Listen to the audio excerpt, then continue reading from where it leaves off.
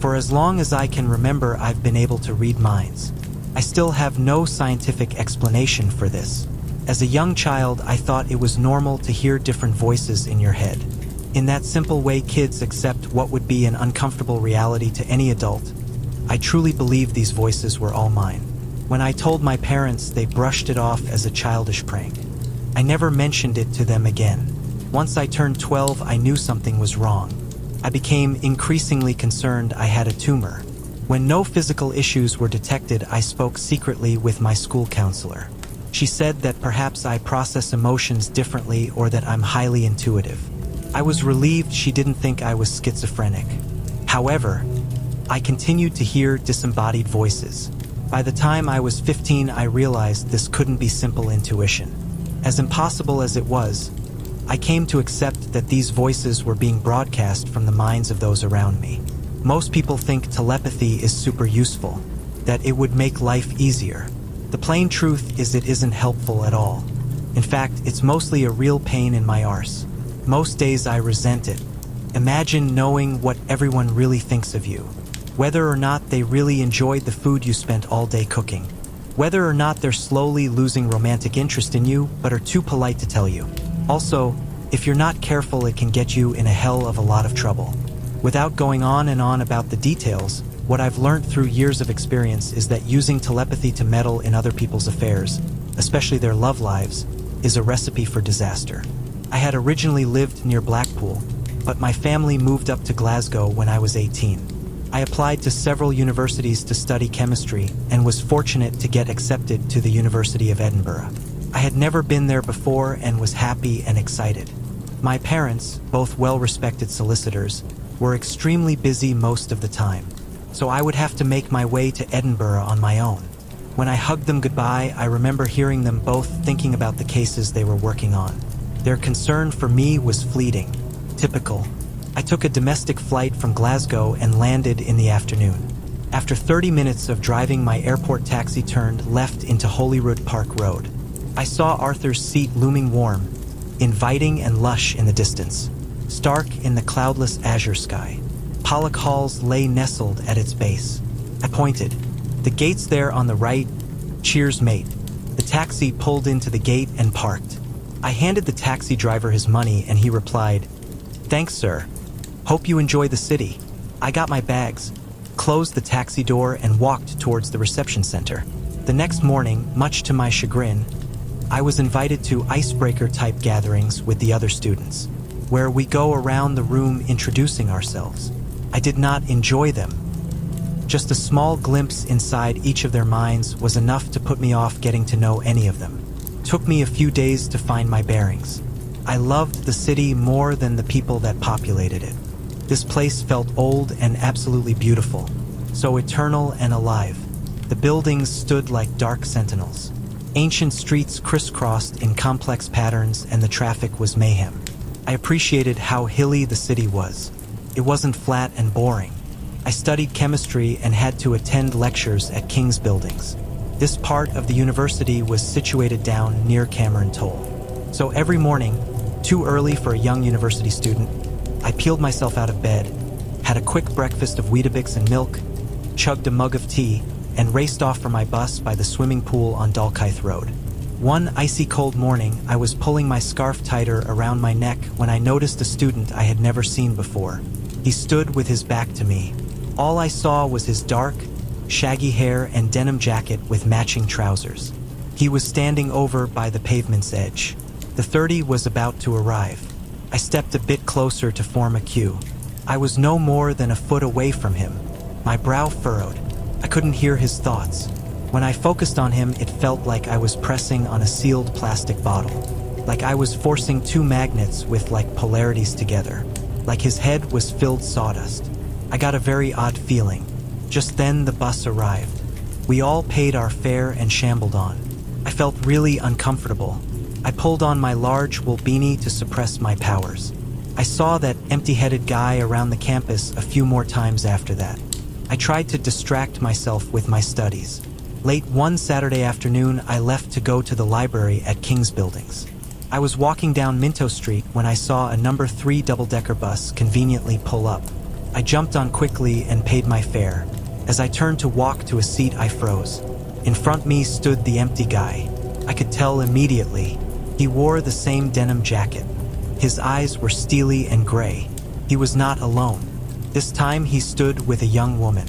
She was short and had shoulder-length platinum blonde hair. Her eyes sparkled like blue sapphires. They were holding bags full of groceries and textbooks. I figured they were on their way home after shopping. I sat down on the first empty seat I saw. The empty guy and his friend were standing at the front. Couldn't help it. I tried to read him. Again, it felt like I was squeezing an indestructible balloon. It felt pliable and elastic but unyielding. After a few minutes, my focus shifted to the friend. I realized then I'd also not heard her yet. I tried to read her. It was the same. It was like trying to hold water in your hands. As quickly as I got it, it slipped through my fingers. I tried again and again. Each time I got nothing. When I focused hard enough, their minds sounded like distant waterfalls. White noise, blank and empty. I shivered. I couldn't help but think of dolls and scarecrows. Those things that only appear alive. Facsimiles filled with stuffing. Puppets. My heart was racing. I felt a viscous fear bubble slowly in my blood. The empty couple stood before me. They smiled at each other. Every social cue performed perfectly. They looked so real, so like normal people. What could possibly explain this? I felt so confused. I'd never encountered anything like this. I needed to know who they were. I watched as my stop came and went. A vicious curiosity was born, and I simply had to know more about them. I sat on the bus and waited patiently. About 20 minutes went by, and we were quickly approaching Gilmerton. Finally, I saw them stop talking. They both pulled on their gloves. Slowly, I got up too, trying not to draw any attention to myself. The bus doors hissed open and the couple exited. I stopped for a moment to thank the bus driver, then stepped out into the frigid afternoon air. The empty couple were walking swiftly down the street. I wrapped my scarf tighter around my neck as I followed them. The weather quickly turned awful. The wind howled and whipped my jacket. My long hair kept getting in my eyes. Ice-cold spatters of water rained down on me. I held my head down and continued forward. When the wind calmed, I raised my head. I saw the empty couple walk through a small iron gate and enter a large house on the corner of Gilmerton Road and Walter Scott Avenue. I looked up and down the street. The houses all around looked brightly lit and well-maintained. Suddenly, I felt very stupid. What the hell was I doing here?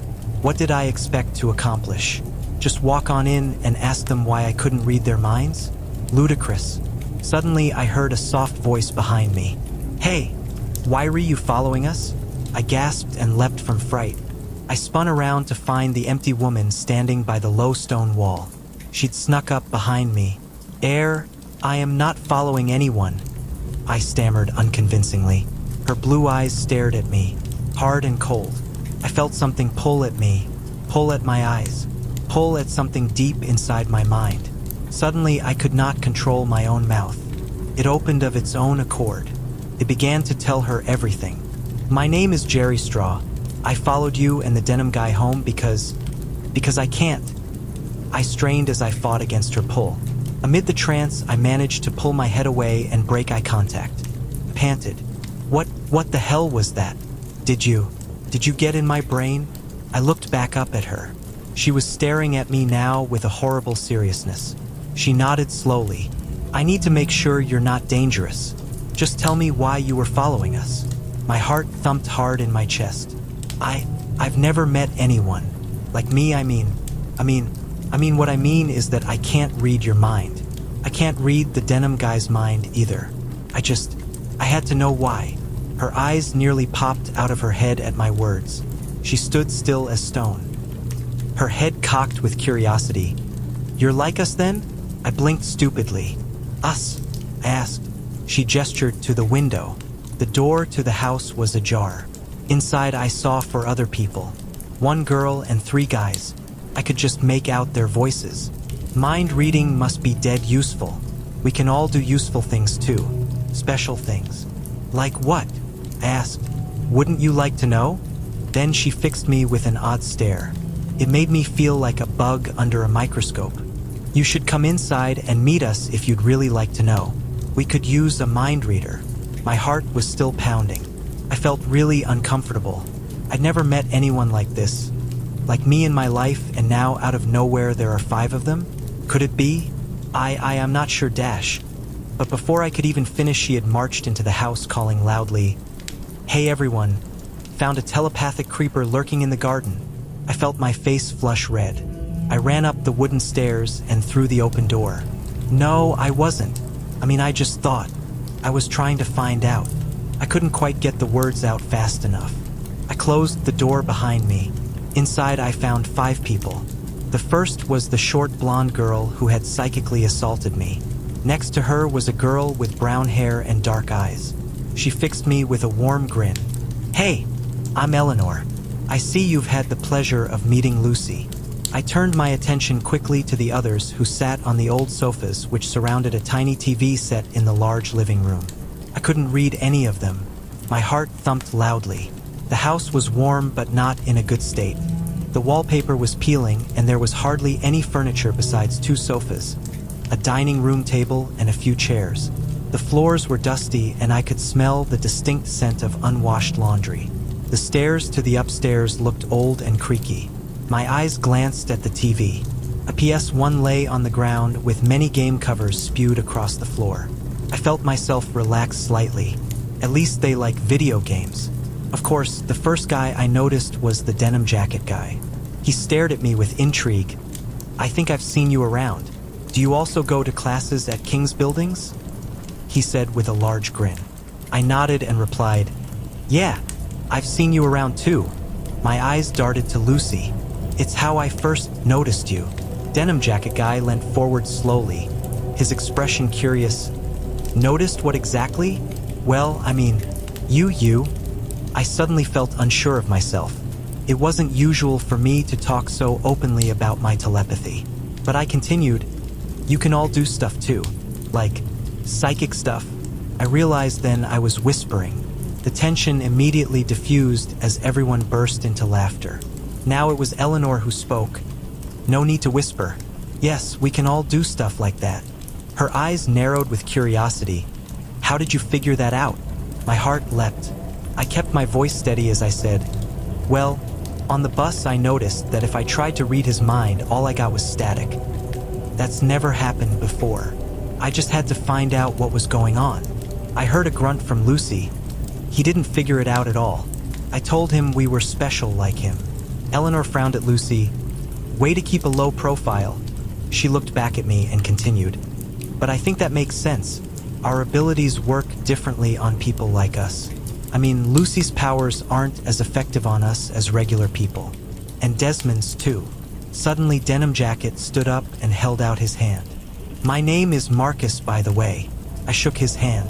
He used his head to gesture to the 2 guys to his left. "Them over there are Desmond and Justin. And you are." "His name's Jerry Straw," said Lucy while staring at her phone. I chuckled nervously. "Yeah, she already dragged that out of me." I looked back at Marcus. He said, "Nice to meet you, Jerry." "Yeah, Lucy is a bit prickly." He flashed a cheeky smile at Lucy. She continued to ignore us. He looked back at me and said, "You doing biotech too?" "Nah, I'm studying chemistry," I replied as he sat back down. Desmond and Justin had remained silent until then, but both stood to shake my hand too. Desmond was tall and muscular with rough hands that felt like they could punch through cement. Justin was lanky and had long, messy hair. He held a freshly rolled joint in his hand. "Care to join?" he said with a smug grin. Sure, why not?" I replied. Everyone gathered together to share the 2 sofas. "You guys really don't mind me just crashing your evening?" "Nah man, how many days do you meet a genuine telepath? Besides, we've all had hard times because, our differences. We're happy to help out a fellow freak," said Justin. With the flick of a Zippo lighter, the joint was lit. We proceeded to chat and smoke. Then we ordered some pizza. Then cold beers from the fridge were brought out. Before I knew it, we were blasted out of our minds, eating pizza and playing Crash Bandicoot in turns. It was the most fun I'd had in years. I'd never felt so comfortable around a group of people I hardly knew. It was refreshing to hang out with people I could not read. We spent most of the time talking about our abilities. I told them all about my upbringing, about some of my more remarkable stories, things I'd never been able to share before. It was so freeing. In turn, I learned a lot about them. Lucy can reach inside minds and control them. Eleanor and Marcus both have visions of the future. Desmond can create illusions in people's minds. And Justin can commune with the spirits of the dead. I was especially excited by this. It was in the wee hours of the morning. Lucy sat leaning against Marcus on the other couch, listening to something on her phone. Meanwhile, Justin, Eleanor, Desmond, Marcus, and I chatted. I mean, I can believe all kinds of psychic stuff, but talking to the dead? That would mean that there's an afterlife, maybe even a god. And I dunno about that, I said as I leant forward. My head was swimming and I felt sick. I had stopped drinking alcohol and sipped some water. Justin downed his beer and replied, "Well, I can do it. Doesn't matter to me what you believe. I'm not saying there is an afterlife or a god. All I know is that when people die, especially if it's painful, their thoughts and feelings are imprinted in the space around them. Are they actual souls? Or ghosts? No idea." Justin was different. Unlike the others, when I pressed hard enough on his mind, I could see a tiny spark hidden in the depths. Felt less hollow, more smothered than empty. It's hard to describe. I took a long sip of water and asked something I'd been wondering since I first walked in. "How long have you guys been friends? And how did you guys all end up out here?" I noticed Marcus glance nervously at the others. There was a strange moment when no one took a breath. Had I said something offensive? Well, it's a bit of a long story. We're all from the same area. You see, growing up, we each felt alone. Then Justin. Well, Justin can explain. Marcus finished and sipped on his beer. Justin spoke.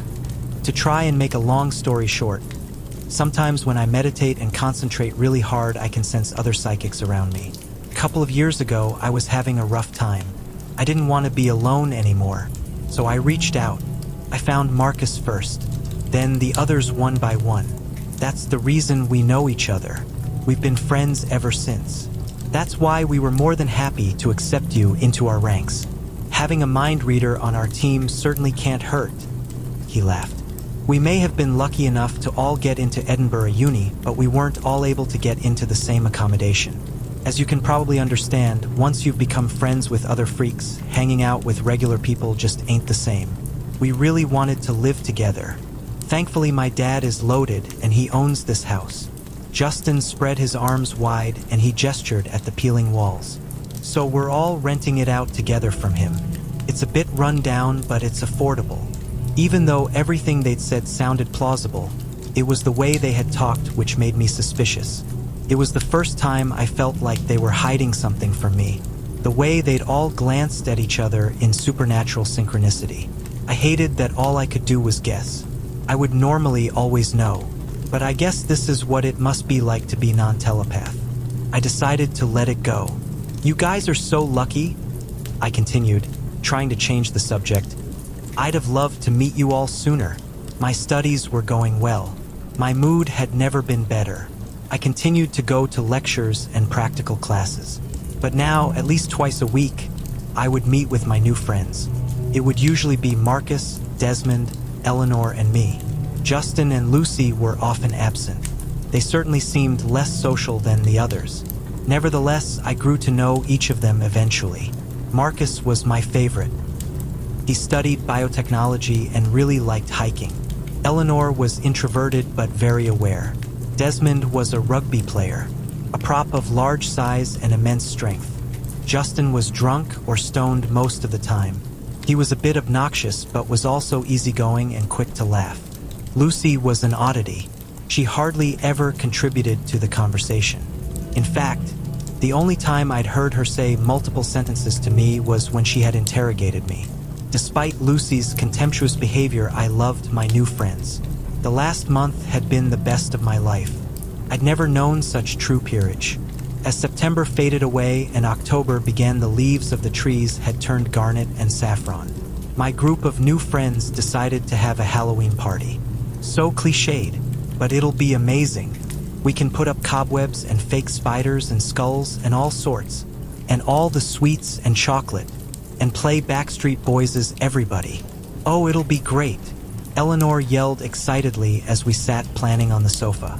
We all groaned at the mention of the Backstreet Boys, but Eleanor told us all to stick it. Justin and I sat next to each other smoking a blunt. So how crazy are we going to get at this party? We've got alcohol. Any chance we could score some more green? Maybe hash too? I asked as I took a toke. Desmond walked back from the kitchen carrying 2 bottles of Coke. He handed them to Justin and me. Justin's eyes lit up as he responded, "Hell yeah! Dude, I was thinking we could even get our hands on some shrooms." My eyes grew wide. Whoa, what? That would up the stakes for sure. We smiled and bumped our Coke bottles together in a mock cheers. It was finally Halloween. I was too anxious and excited for the party to pay any attention to the lectures that day. I literally ran out of my last class and made a beeline for my bus. Eventually, I got to the house. Eleanor was already dressed up in her penguin onesie, hanging up the cobwebs and spiders. I rushed upstairs with my bag and quickly got changed into my Spider-Man costume.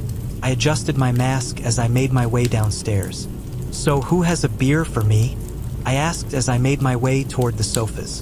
Desmond, dressed as a pirate, pulled a beer from a nearby cooler and tossed it to me. "Here you go, Spidey." I caught it, then twisted the lid off with a pop. I pulled off my mask and dropped it onto the sofa. Soon Marcus stepped out of the kitchen dressed as a zombie. He glanced at me. His white makeup made him look gaunt and serious. He nodded to Desmond. "All right, everyone's ready. Time for us to start." He held a crimson mug out to me. I took it from him. It was hot. Marcus gave everyone else a mug too. I noticed that Justin and Lucy weren't dressed up at all yet. What spoil sports? I was thinking about how much that would upset Eleanor as I sniffed my drink. "Yuck, that smells like hot sick," I said. Marcus chuckled. "It's tea, I swear. It's a mix of psychedelic mushrooms, valerian root, and spices for taste," Marcus explained as I wrinkled my nose at the murky liquid. I could see the dried shrooms cut into small pieces swimming around. "Well, let's get this done with," I said as I pinched my nose with my fingertips and chugged the horrendous tea. It was bitter and thick with soft chunks that got stuck in my teeth. I gagged and nearly puked. I coughed a few times. When I looked up again, I noticed no one else had chugged theirs yet. "What are you guys waiting for?" I asked. Suddenly, I felt a wave of grogginess hit me. Something was wrong. My vision blurred. My limbs felt heavy. What dash before I could string a sentence together, I collapsed into oblivion. The first thing I noticed upon waking was a soft throb in the back of my head. It didn't hurt, but I suspect it would soon. I was definitely very on shrooms. My vision was confused. Colors and images swirled together like a kaleidoscope. I thought I could hear distant music playing. A cello? A flute? I couldn't hear it clearly. I could also hear a chant. This was louder. It came from the 5 figures sitting around me. I tried to move my hands and legs. They were held in place by something. I was very confused. Where was I? How long had I been here? I looked at my arms. They were stretched out behind me, tied to the floor. My legs were similarly tied so that I resembled a starfish. What? My voice was croaky. My limbs felt full of cement. My tongue could barely move. I was still in my costume. "He's awake," I heard someone say. It sounded like Eleanor. My vision swam, but I could make out the silhouettes of 5 people surrounding me, each one kneeling at my hands, feet, and head. Suddenly, I heard a murmuring of several voices. I soon realized these were the thoughts of my friends.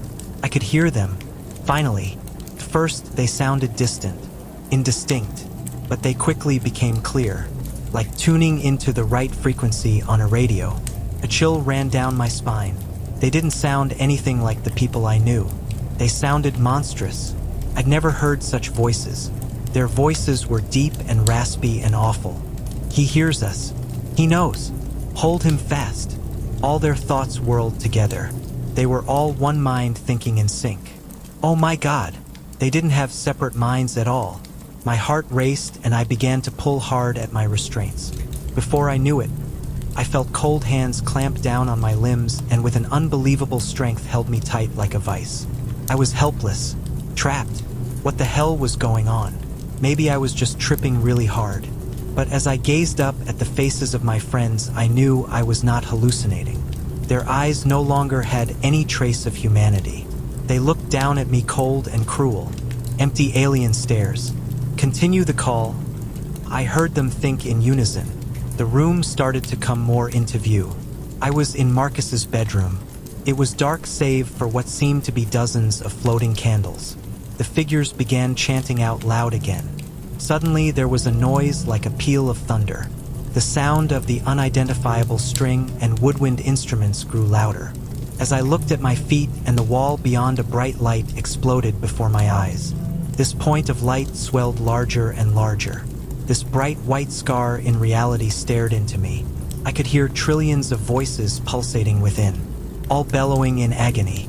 I could hear the voices of Eleanor and Lucy, of Marcus and Desmond, but I also heard the cries of inhuman things, souls of people and things not of Earth nor the Milky Way galaxy.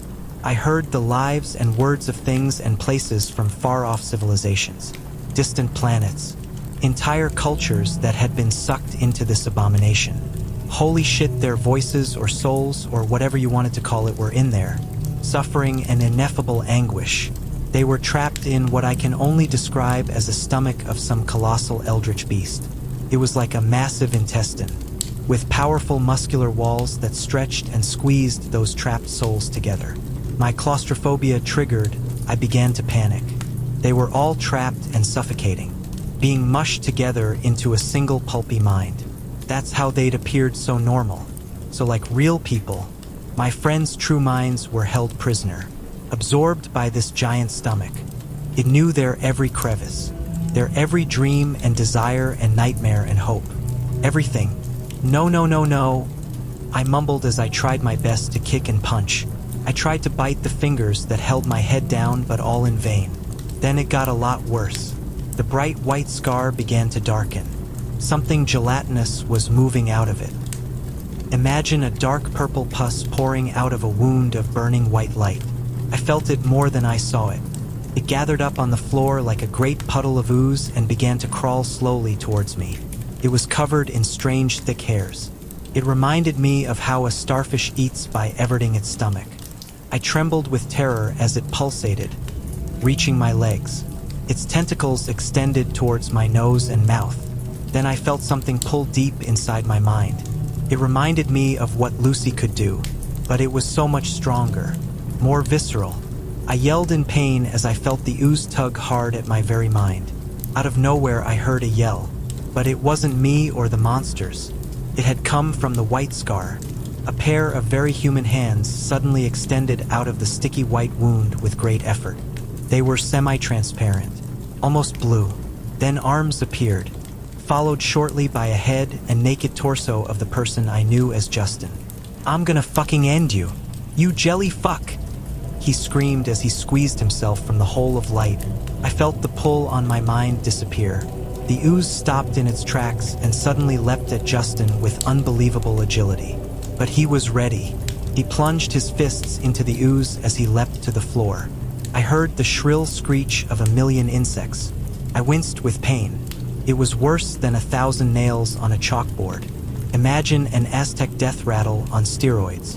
After the shock of the eldritch noise died away, I realized Justin's essence had hurt that collective mind somehow.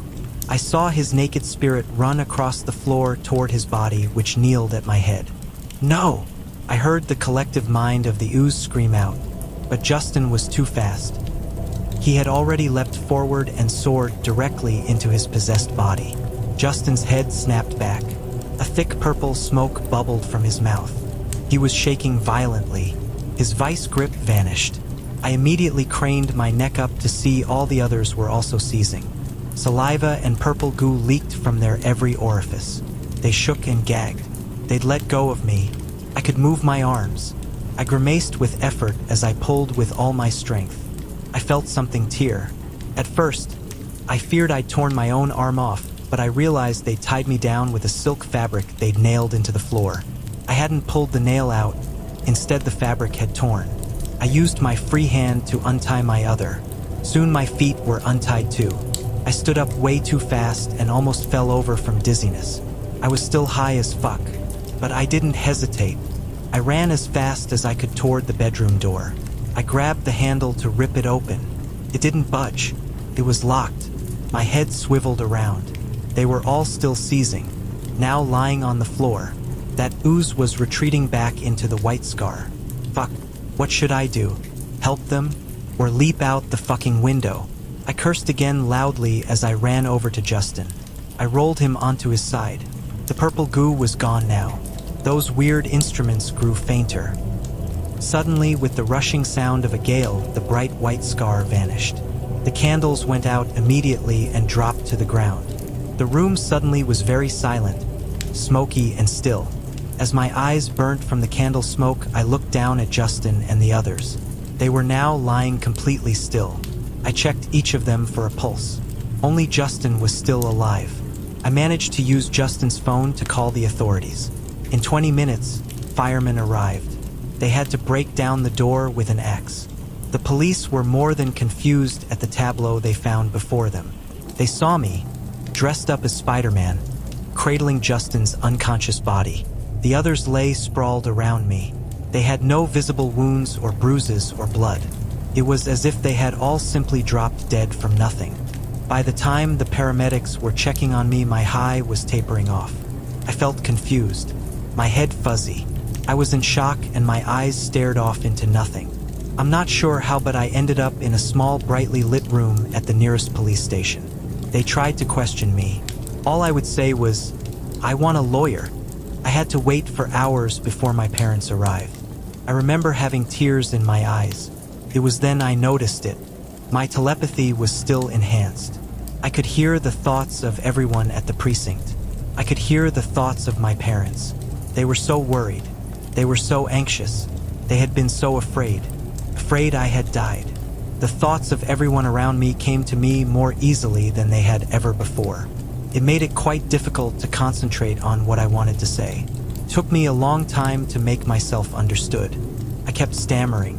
I told them about how I'd been hanging out with Justin, Desmond, Eleanor, Lucy, and Marcus. How we got along very well from the start. They'd been so welcoming and non-judgmental. Then we took that weird shroom tea. They must have spiked mine. I told them they'd tied me down and were chanting, that they'd all suddenly started having seizures. Of course, I couldn't tell the police the whole truth. By reading their minds, I worked out Justin had suffered what the medical examiner said was a kind of stroke never seen before. At the same time, I learned what happened to the others. My stomach dropped and I nearly puked. It was disgusting and horrifying. The autopsy revealed their brains had all been liquefied. The coroner was perplexed. He'd never seen this before. I don't think I'll ever recover psychologically from this experience. I miss my friends every day. I had never in my life known people like me. I'd never had anyone with whom I had felt so close. I can't sleep. Are they still there? In that place? I shiver and retch at the very thought. It's January. The months have crawled by slowly. I'm still in Edinburgh, despite every fiber of my being screaming at me to get away. I could never abandon the one friend who lives. Justin is still in a coma. I've visited him often at the Western General Hospital. I reach for his mind. It may be distant, but at least it's human again. I can hear it like a voice down a dark tunnel. I can hear him call out for me. I can just make out his memories. One Halloween night 3 years ago, Justin had reached out to the dead. He'd taken shrooms to strengthen his powers. He'd reached too far. He'd interfaced with something else. It had latched onto him. It had taken him first. Showed him the 2 rituals. One for May Eve and one for All Hallows Eve. Then it used him to find and absorb the others. I'm guessing his unique psychic power was also the reason he was the sole survivor. The only mind to ever break free from that hell. Perhaps? Who knows? My abilities are far more sensitive now. I hear everyone's thoughts from miles away. I hear the voices of all things. Dogs, cats, squirrels, everything. I even hear the voices of things beyond our world.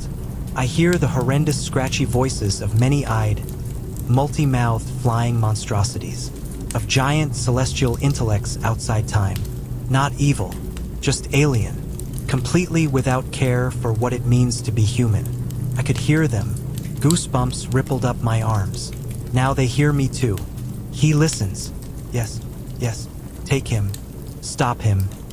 I hear their raspy thoughts whisper. I tremble from despair. They were going to get into our world again. I just know it. They're coming for us all. I will not join that legion of minds trapped in that sticky white intestine. I need to wake up Justin somehow. He started talking in his sleep. His thoughts are solidifying. He's getting closer to waking every day, but we're running out of time.